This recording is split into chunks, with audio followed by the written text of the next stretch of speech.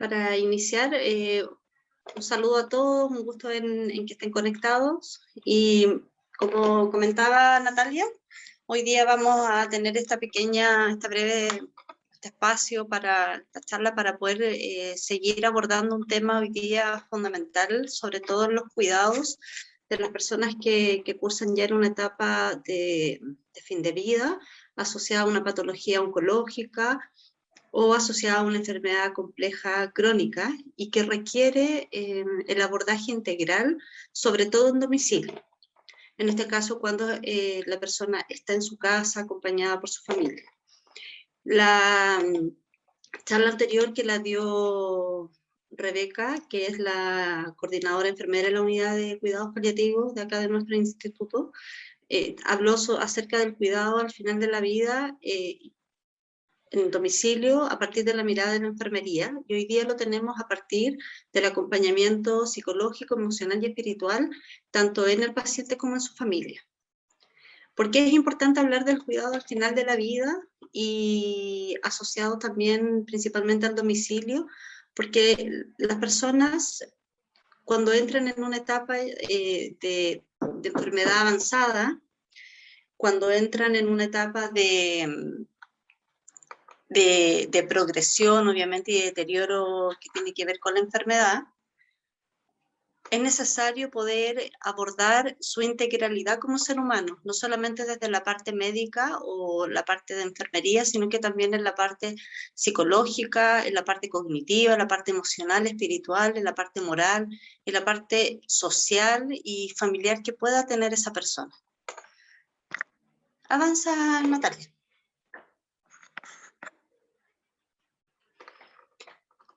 Para comenzar, primero tenemos que entender que las personas somos una combinación de múltiples experiencias, somos un conjunto de ideas, de creencias, de emociones, de pensamientos, de historia, y que convergen en un lugar que se transforma en uno, que en el fondo es los aspectos del propio ser.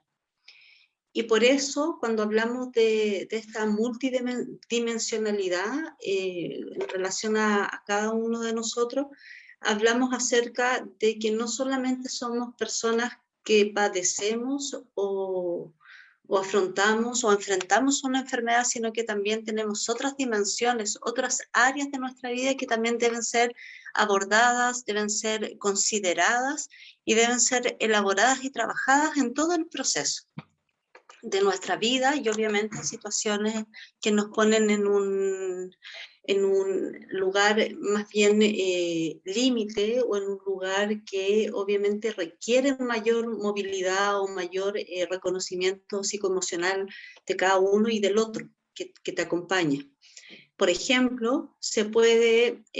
desarrollar otras áreas cuando una persona, por ejemplo, se encuentra en un proceso de enfermedad. Y acá hablamos, por ejemplo, del área espiritual, del área emocional, del área social o familiar, que cada uno pudiese desarrollar un poco también incorporando estas dimensiones a la dimensión física, al cuerpo físico. Y acá tenemos nuestros aspectos, obviamente, que nos hacen seres humanos y personas, que tienen que ver con nuestro desarrollo físico, cognitivo, psíquico, emocional, lo que transforma y lo que conforma nuestra personalidad, nuestro aspecto social y nuestro aspecto muy importante en el proceso de fin de vida de la espiritualidad. Y que se nos hacen fundamentales, particularmente en el proceso en el cual nos tenemos que comenzar a concientizar de un camino de finitud para poder abordar todas esas áreas que quizás no tenemos resueltas o que nos generan mucha ansiedad o mucha angustia, mucho temor por lo desconocido, por lo que hemos escuchado, por nuestra historia biográfica y también por la historia que hemos compartido con un otro. Y eso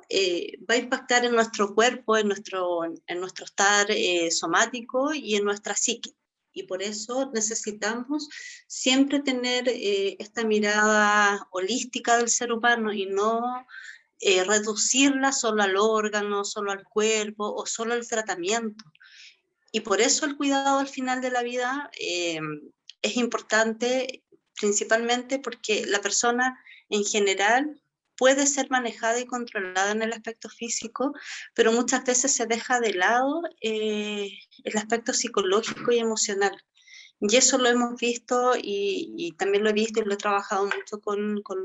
los pacientes y con las familias a lo largo de estos años, porque hay un enfoque que tiene que ver con el bienestar físico y se nos olvida que hay otros tipos de bienestar también. Avanza, Nata.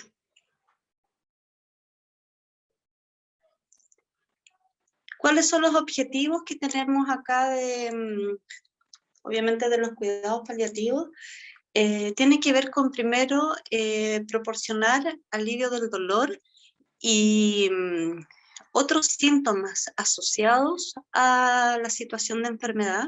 a la sintomatología que presentamos, y que en el fondo nos muestran una parte importante del cuidado, pero que también nos moviliza hacia otras partes del cuidado. Los cuidados paliativos no pretenden adelantar ni aplazar la muerte, simplemente entrega el cuidado y el acompañamiento en todo lo que la persona necesite, y así también son una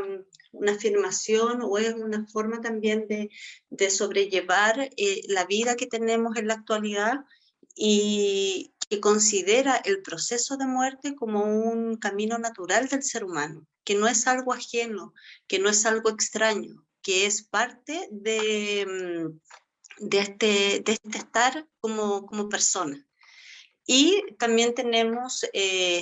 esta área que integra los aspectos psicológicos y espirituales de la atención del paciente, de su familia o de las personas que acompañan activamente en este espacio de cariño, de escucha, de cuidado, de atención que tenga la persona al ser querido. Y en ofrecen un sistema de apoyo para que el paciente viva o pueda estar lo más contenido, lo más seguro en su zona íntima, obviamente con la actividad o con todo lo que implica también el proceso a aceptar este camino de muerte, concientizar la finitud que los seres humanos tenemos y que es inevitable. Y que la enfermedad también nos pone en una situación también de reflexión, de análisis, y que nos pone también en una perspectiva a veces muy dolorosa, en un lugar muy doloroso, pero también muy reconfortante al poder generar espacios para trabajar, para abordarlo abiertamente, junto a los profesionales, junto a la familia, o quien pueda también dar ese apoyo en el círculo más íntimo de la persona.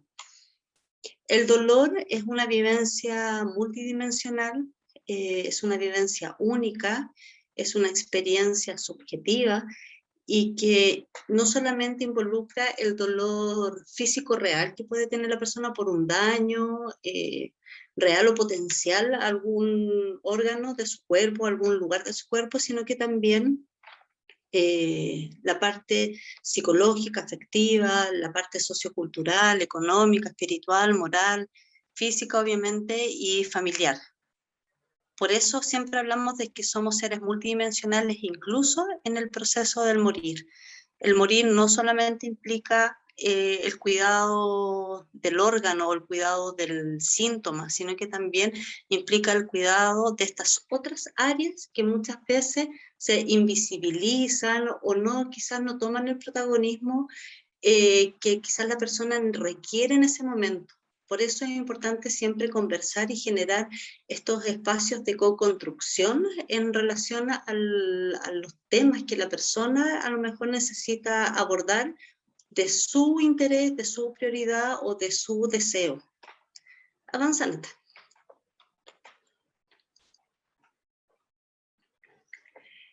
Y como lo hemos ido conversando, la muerte es parte de la vida y es un acontecimiento universal.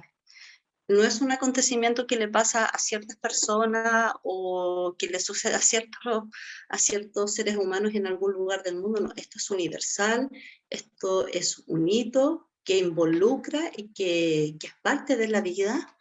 pero que no todos lo experimentan de la misma manera y que no todos también tienen un afrontamiento igual. Por eso se habla que la experiencia de la muerte, así como la experiencia de la vida, es individual, es particular, es subjetiva y conlleva un montón de dimensiones o factores que moldean esta experiencia. Por ejemplo, una persona que ha tenido experiencias traumáticas con la muerte va a significar o va a vivir esa experiencia de una manera muy dolorosa y dramática, extremadamente sufriente. Y una persona que quizás ha tenido una experiencia más calmada o más contenida, va a tener su experiencia de muerte también, o va a vivir la experiencia de una manera mucho más contenida o más consciente, más autorreflexiva. Y eso también es importante trabajar, es importante saber, es importante explorar, porque eso también nos da pautas de cómo poder ayudar o de cómo poder a lo mejor orientar o acompañar a esa persona que está en este camino. Precisamente porque la persona que está en un proceso de fin de vida es una persona que sabe en su fuero interno que está en un tiempo acotado, pero que muchas veces no tiene los espacios para poder hablar precisamente de estas creencias o de estos deseos, o incluso que muchas veces no se atreve por temor o por dolor de hacer sufrir a las personas que lo acompañan, que lo rodean. Y eso es algo que en el acto mismo del proceso del morir genera mayor sufrimiento que incluso el sufrimiento físico. Nosotros siempre hablamos de que hay un sufrimiento, de que hay un dolor total, y el dolor total involucra estas esferas de vida, estas esferas que componen al ser humano, y que tienen que ver un poco en cómo uno la ha construido a partir de su significado, a partir de sus experiencias y de su biografía, de su interacción con un otro. Y eso permite que al momento de acompañar y dar los espacios para que esa persona lo pueda vivir, va a generar un proceso mucho menos traumatizante y mucho más llevaderos para el paciente y para la familia. Avanza, Nata.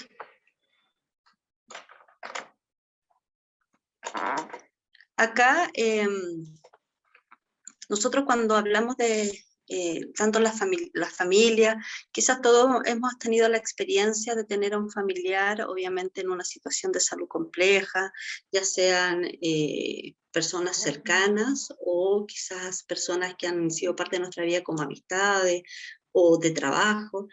Y el objetivo siempre es promover un bienestar integral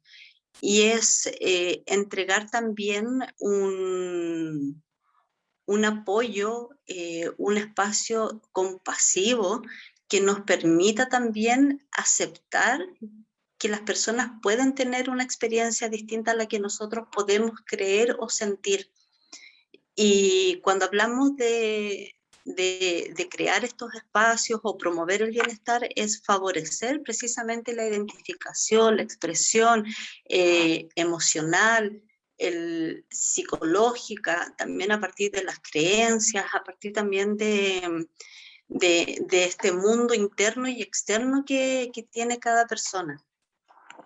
Por eso hablamos siempre de generar espacios, contenidos seguros, acompañados y dignos, porque la muerte, así como también la vida, deben ser caminos dignos, caminos que nos entreguen, que nos hagan sentir constantemente un espacio de dignidad. Y hablamos de dignidad porque la vida y la muerte van unidas, y también el acto de morir es parte de la vida. Por lo tanto, como yo llegué a ese punto, es como yo voy a lo mejor también a poder soltar ciertas situaciones que me generan dolor o que me generan mucho temor o que me generan mucha angustia, y esos espacios los tenemos que compartir, los tenemos que informar, los tenemos que aceptar, pero no de una manera impositiva, obligada, sino que a partir de la comprensión de lo que me está ocurriendo y de la comprensión también de lo que yo hago y digo y declaro frente a una situación de vida y muerte. Por eso hablamos de dignidad, de sentimiento, de aceptación, de información, de respeto, de derechos, de poder también tener nuestros procesos de duelo en vida, porque nosotros constantemente estamos en pérdida. El duelo también es parte de la elaboración de nuestro proceso de muerte. El saber que vamos a morir también es un duelo. Tenemos acá también trabajar la incertidumbre, trabajar estas emociones a veces que nos interfieren o nos afectan de una manera muy intensa en nuestros deseos, en nuestras voluntades, en nuestros pensamientos, en nuestras emociones, y que muchas veces sale o escapa del control que tenemos precisamente porque no podemos saber o no reconocemos lo que nos pasa. Y por eso siempre me parece importante que cuando nosotros llegamos a un proceso de fin de vida, particularmente cuando esperamos siempre que ocurra en el domicilio, porque el domicilio es el lugar de historia, de confort de la persona, es un espacio digno para esa persona, en el cuidado, en la atención, en la escucha, en el acompañamiento, en la aceptación, el permitir que esa persona o que los familiares puedan también abordar sus temores o sus angustias o sus tristezas en relación a lo que está ocurriendo. En otros países hay muchos hospices o lugares donde las personas llegan a fallecer y que está instaurado como parte de una dinámica o de un modelo cultural. Pero acá en Chile nosotros tenemos una visión también distinta, que la muerte primero es un tema que es tabú, que es un tema muy doloroso y muy catastrófico, por lo tanto es algo que no se habla, que no se aborda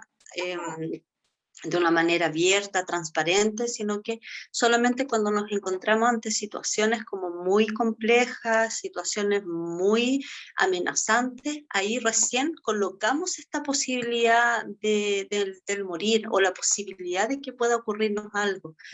Y cuando hablamos de morir en casa, precisamente hablamos de que estamos creando y estamos respetando los espacios del ser querido, estamos respetando sus voluntades. Muchas veces los pacientes, o sea, las personas que tienen una enfermedad, obviamente que los limita en su funcionalidad, que los limita también en su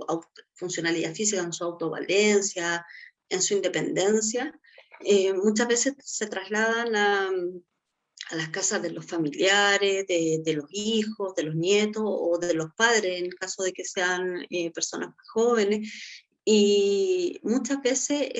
ese traslado también implica el movilizar un proceso de adaptación, un proceso de aceptación a que uno también tiene que dejar cosas,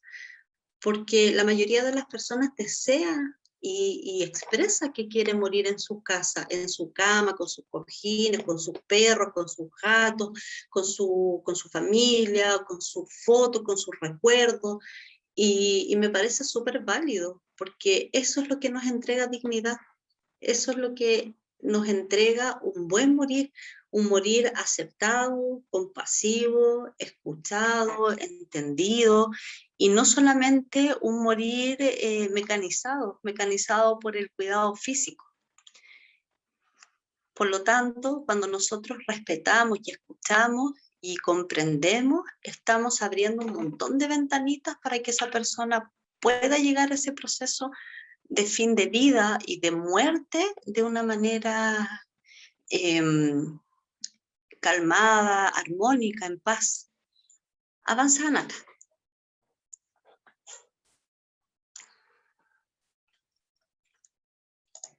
Acá tenemos la importancia de la atención,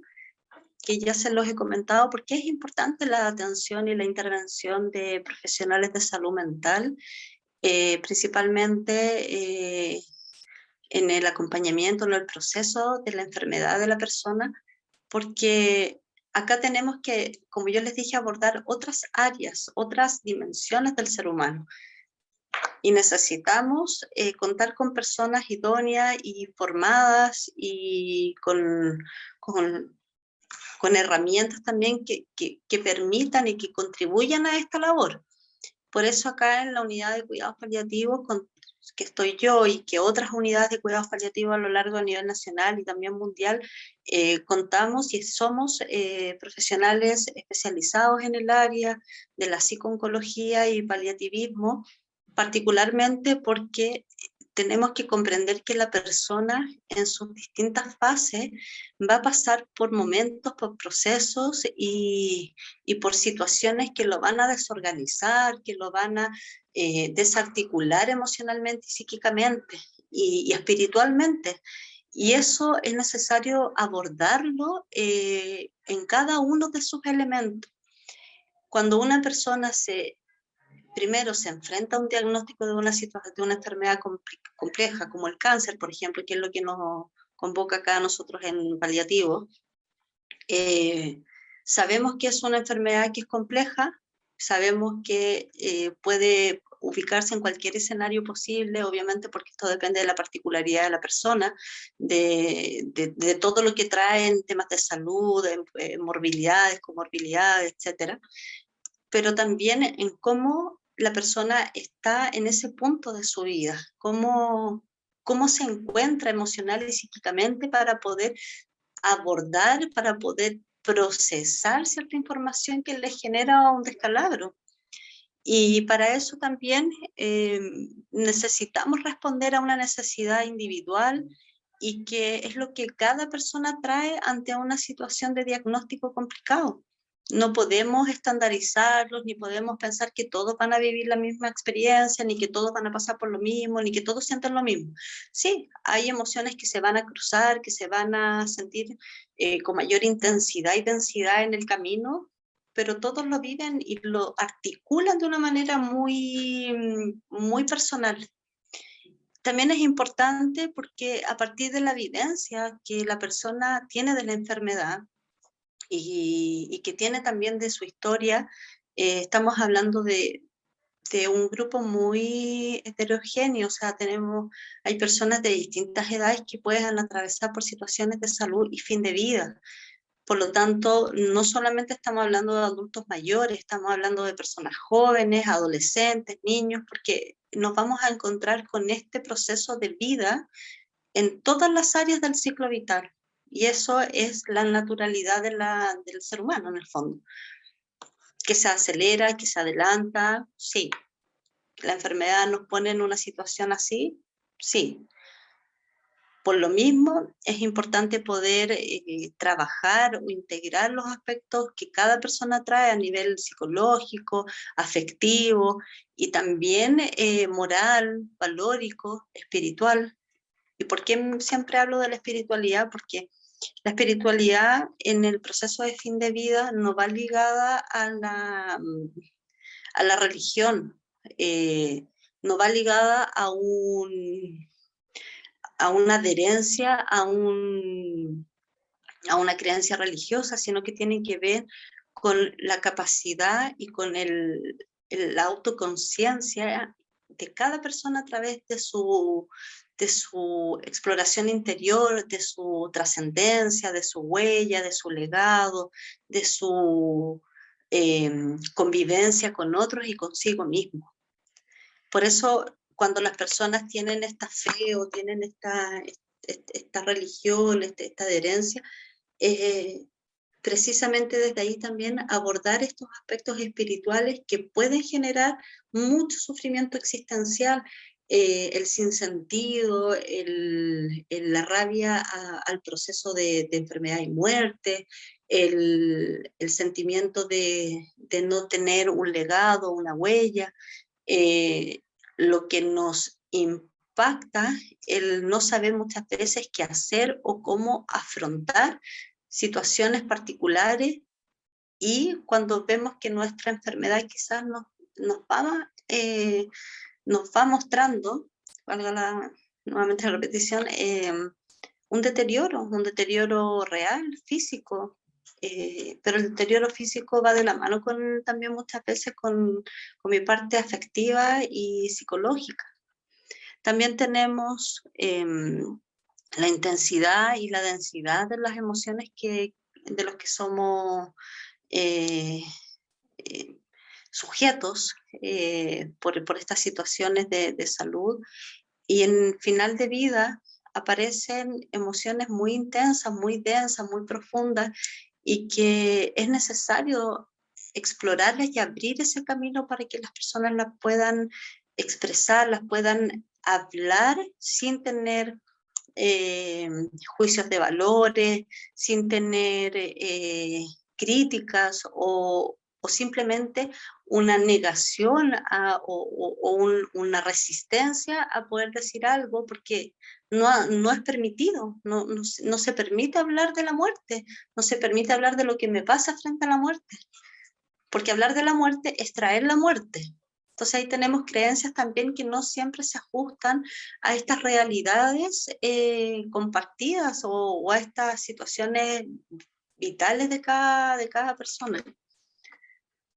Y acá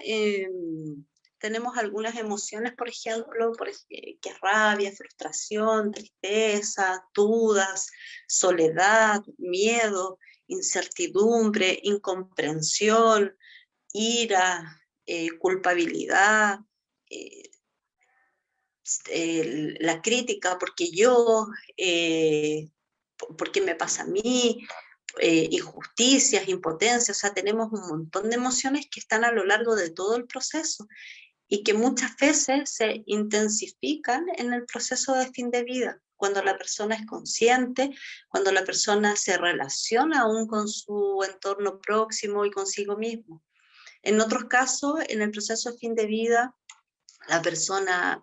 deja de relacionarse con un otro por un compromiso integral, por un compromiso de conciencia que te abstrae de este pensamiento racional o emocional que lo puedes verbalizar. Y eso no significa de que las personas no sientan o no lo vivan. Las personas siguen sintiendo, siguen experimentando emociones o siguen experimentando vivencia, incluso en este no estar que a veces uno dice, no, si ya no está o no escucha. Las personas siguen conectadas, pero desde otro punto de su vida. Y por eso es bueno que cuando lleguen esos momentos, sobre todo en el momento de fin de vida y de últimas horas, esta persona pueda haber llegado a ese proceso con una calma y con una paz y con un aprendizaje que pueda, en el fondo, tener este morir, un buen morir. Eso es, un buen morir, pero un buen morir desde, no solamente desde que esté cuidado en la cama, sino que un buen morir desde que ya la esperanza o el cariño lo envuelvan, ¿ya? Porque la esperanza no va de la mano con la curación o con que la enfermedad no exista. Eh, la persona cuando llega a esperanza, incluso hasta su muerte, es con, con una visión de haber vivido y haber entregado y haber respondido a todas las interrogantes y a todas las cosas que sintió que eran importantes en ese momento. Y la esperanza nos remonta también a reconectarnos con las personas que ya no están en este mundo, que también han fallecido, porque también tiene que ver con las creencias y con estos sentidos de trascendencia y de visión de vida y muerte. Avanza, Nata.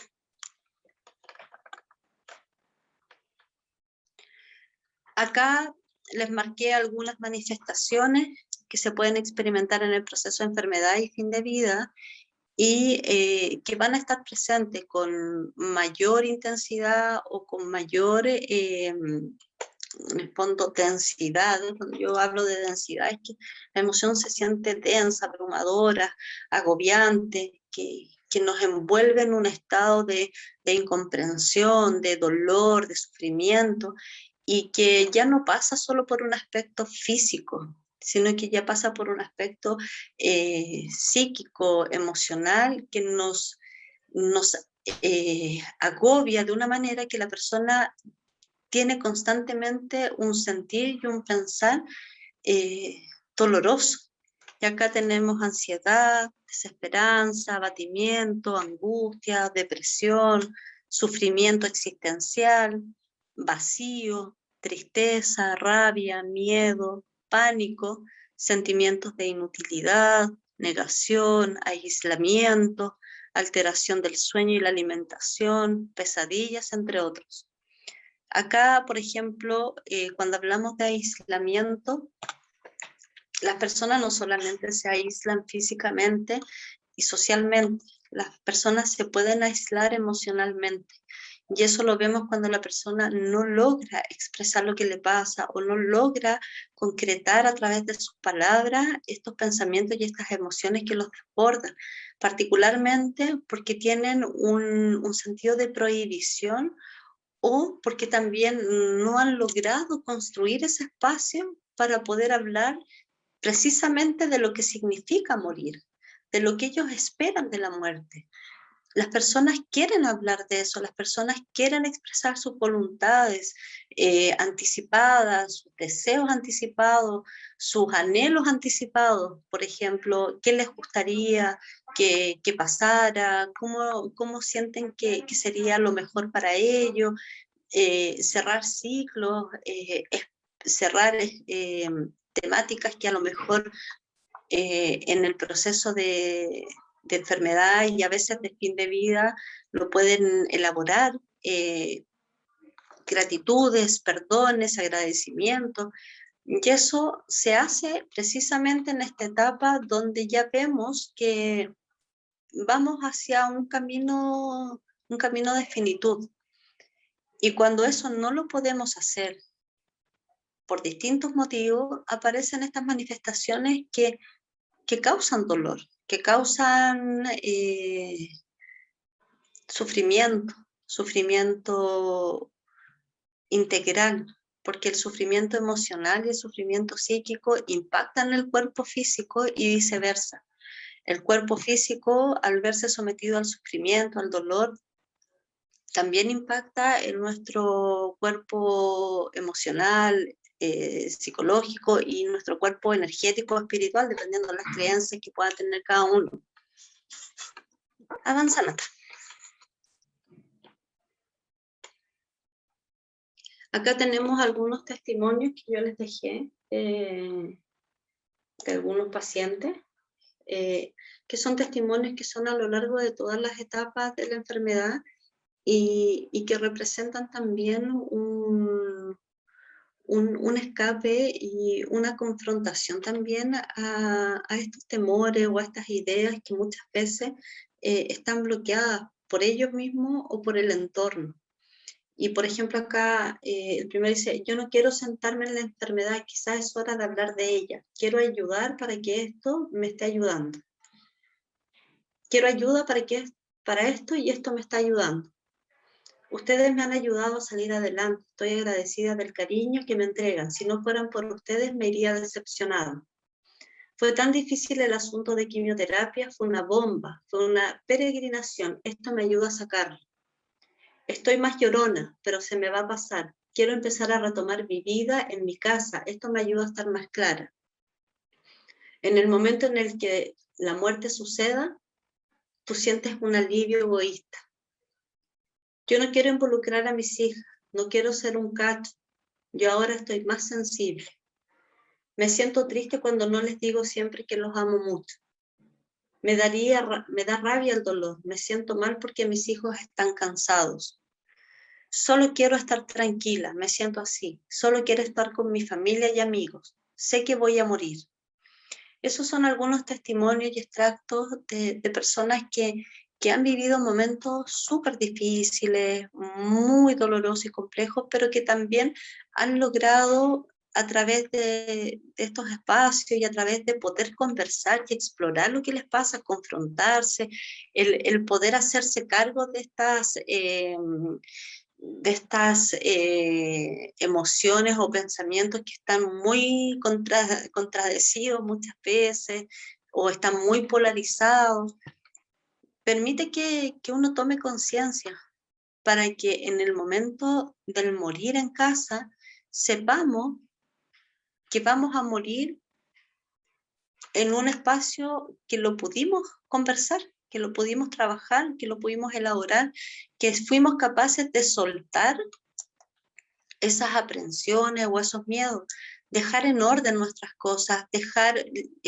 desocupar espacio. Siempre digo, hay que desocupar espacio, porque si mi espacio lo ocupa solamente el agobio, la agonía, la tristeza o la rabia, no le doy espacio a otras cosas que puedo sentir o puedo vivir. Y eso, la única forma de poder abordarlo es conversándolo, es poder trabajar, hacer uso de nuestra capacidad del pensar, del razonar, del explorar, del reflexionar y del sentir. Además de eso, cuando tenemos un espacio en el cual yo puedo hablar de lo que me asusta, también libero espacio para que entre, por ejemplo, la calma y me permita pasar momentos de mucho más tranquilidad en el día sin pensar que en cualquier momento me va a llegar la muerte. Ahora, cuando nosotros no nos centramos en la parte espiritual, psíquica y emocional de los pacientes, ocurre que a veces mermamos esa parte tan importante o pilar fundamental en el trabajo del morir. El morir también requiere, primero, para morir tenemos que estar vivos. Y segundo, es un proceso que, al igual que la vida, requiere un compromiso y requiere un trabajo personal muy potente. Y ha pasado, por ejemplo, de que nos enfocamos tanto en los temas de alimentación, come o no come, el dolor o no el dolor, se tomó o no se tomó los medicamentos, duerme o no duerme, que, por ejemplo, no preguntamos, ¿te gustaría un acompañamiento espiritual? Por ejemplo, las personas que son creyentes, que son religiosas, que iban hasta antes de la enfermedad, iban todos los domingos a misa o se conectaban en grupos pastorales o participaban en grupos de religión, etc. Preguntar, ¿sabes qué? ¿Te gustaría que viniera un pastor, un sacerdote, una persona en el área espiritual que te acompañe y que no necesariamente va a ser la unción de los enfermos, sino que va a ser un acompañamiento para poder liberar o poder conversar acerca de esa área que está como ahí, invisible. También nos enfocamos tanto en que estás con dolor o estás sin dolor, que nos olvidamos a veces de preguntar, sé que no estás, a lo mejor sé que no lo estás pasando tan bien, sé que estás con dolor o que quizás hay días en que estás muy cansado o cansada, pero ¿quieres decirme algo que tú sientas hoy día, que sea importante para ti, que yo te pueda escuchar? Nos olvidamos de escuchar, nos olvidamos de validar al otro como ser humano, como persona integral, como persona digna, como una persona de valor. Y eso genera angustia, genera tristeza y genera mucha desesperanza. Y eso es lo que es el acompañamiento en el fin de vida. Entregar esperanza, entregar compasión. Y la compasión no es la lástima, la compasión es ser compasivo en el dolor del otro y tener apertura, tener una capacidad de comprender que el dolor que siente el otro o lo que está viviendo no necesariamente lo puedo comprender o vivir yo.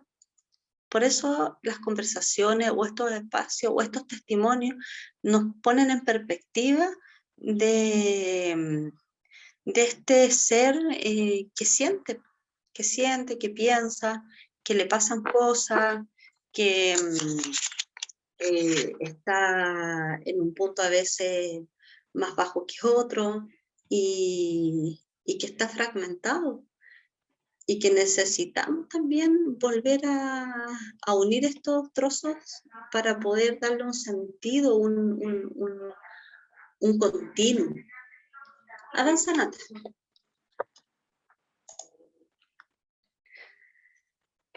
Y acá hablamos de la muerte digna, que significa tener todos los aspectos cubiertos de la persona,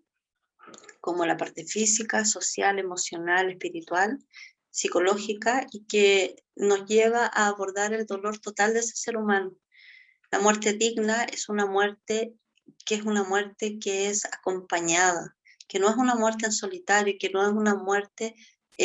abandonada, es todo lo contrario, es otorgar todos los espacios,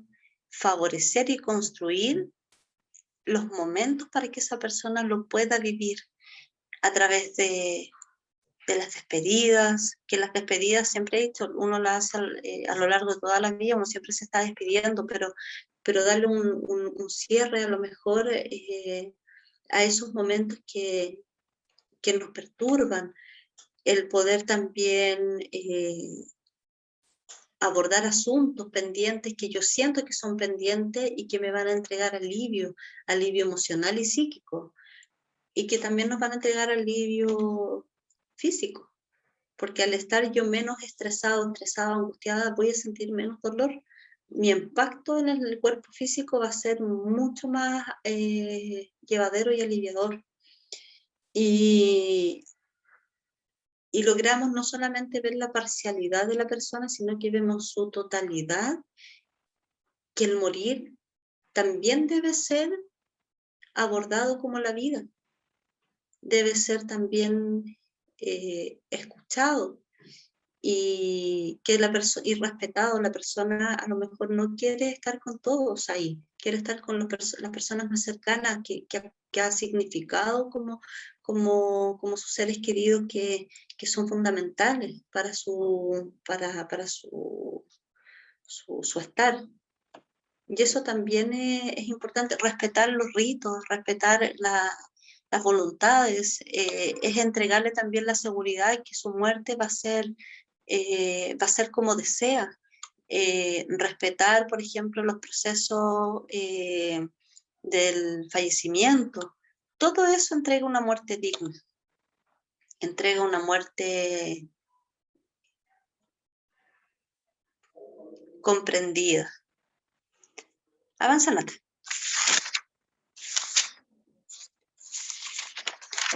Acá, bueno, esto lo va a hablar en la próxima charla en profundidad la médico Viviana, que tiene que ver la importancia de cuidar al cuidador. Y eso también es importante en el proceso de fin de vida.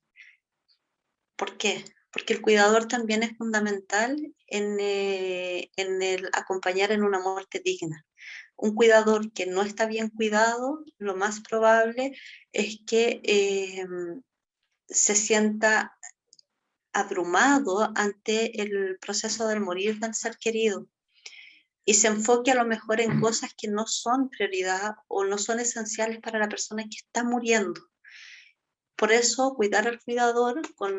estos elementos que son los factores de riesgo y factores protectores nos dan un camino, una orientación en cuanto a poder acompañar de una manera saludable, adecuada, adaptativa, comprendiendo también las propias limitaciones en el cuidado. Tenemos que ser súper conscientes con que no podemos hacerlo todo, tenemos que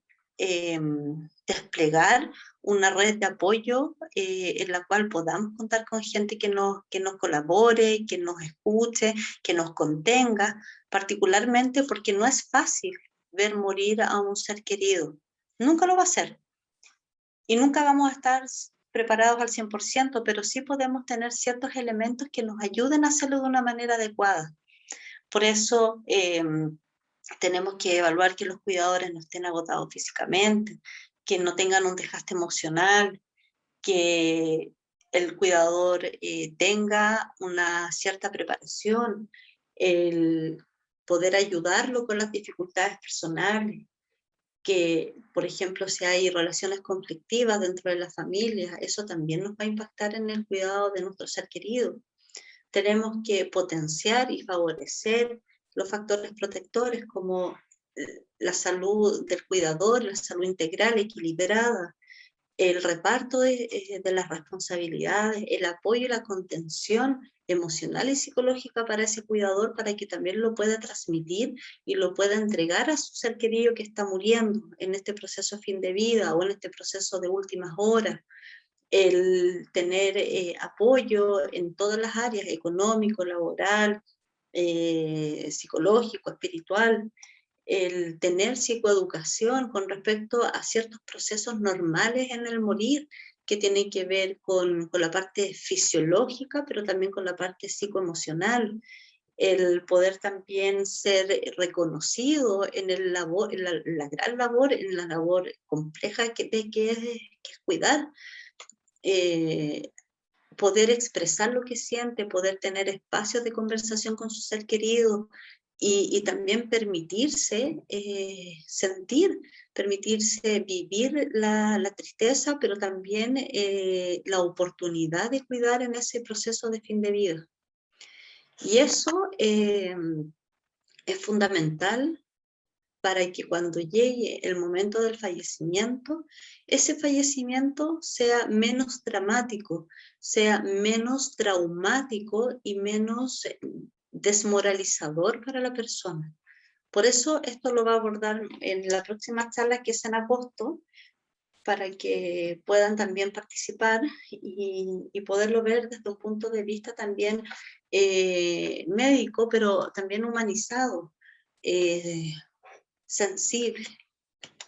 Y saber que las cosas que ocurren en el proceso fin de vida, en la parte emocional, psíquica, no son exclusivas de una persona. Las personas lo viven, todas, pero cómo lo vivan va a depender de la historia, del contexto en el que están, de las circunstancias en el cual han o no podido trabajar su enfermedad, las relaciones que mantienen con un otro, el cómo también a partir de ser sujetos individuales, únicos, también estamos en relación con otros y esos otros también nos influyen y nos impactan en nuestras decisiones o nuestras formas de mirar la vida, las cosmovisiones que tengamos.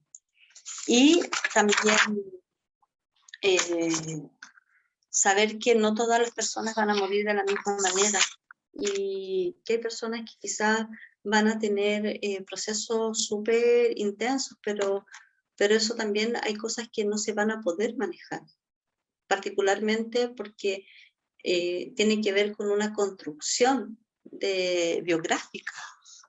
pero que a partir de estos elementos que yo les he comentado, de la escucha, del validar, del explorar, del contener, del apoyar, podemos aliviar precisamente esas cargas que vienen acumuladas de la vida. El hablar también de que no todas las experiencias de muerte son iguales y que porque una persona fallece de una manera no significa que otra va a ser igual, sino que son formas distintas, pero que claramente cuando son contenidas en el círculo íntimo, van a generar un impacto mucho más positivo que uno que no lo es. ¿Nata, avanza la otra? Y con esto estaríamos terminando. Les agradezco la atención, les agradezco el espacio y espero que también haya sido como que les haya orientado, ayudado, comprendido ciertas cosas. Esto es una pincelada, pero que nos permite también poder seguir conversándolo en casa, el poder generar espacios para hablar de esto de una manera eh, transversal, o sea, esto pasa eh, con todas las personas que nos rodean y, y que es algo importante de poder eh, afrontar eso, más que nada. Muchas gracias.